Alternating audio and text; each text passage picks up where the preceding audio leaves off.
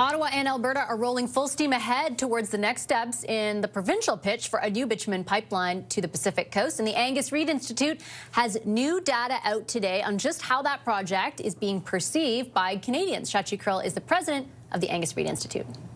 Hi, Shachi. Good to see you as always. Thanks for making the time. Hi, Vashi. Thanks for having me. What is public support, as you've measured it very recently, like for the prospect of a pipeline more largely to the West Coast? So there's the macro, the micro, and then the super micro. And so what I mean by that is nationally, there is support for this concept. When we ask Canadians, would you support the concept of an Alberta-B.C. northern pipeline, 60% say yes. Now, that level of support is lower in British Columbia. It's only 53%. And then when you get to asking people who live on Vancouver Island and the north coast of British Columbia, basically where at the terminus of such a pipeline, tanker traffic would presumably come down to get that bitumen to open water. That's where you see the highest level of opposition, the highest level of pushback to such a project.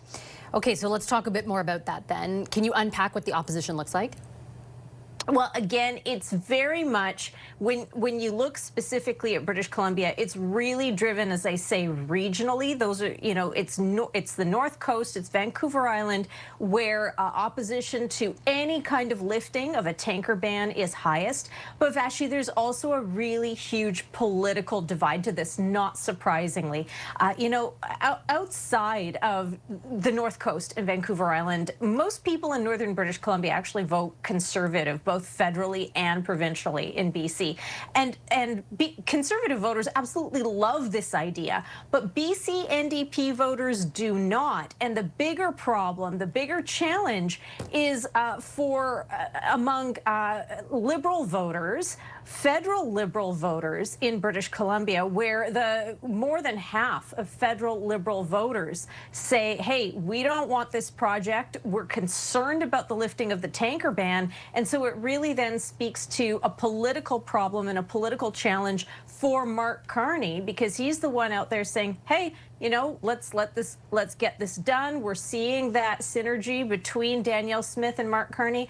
But in terms of really trying to diffuse any opposition, the challenge lies among federal Liberal voters in BC who say, this is not what I signed up for. I have just about 30 seconds left, but do you have a sense of how immovable that opposition is?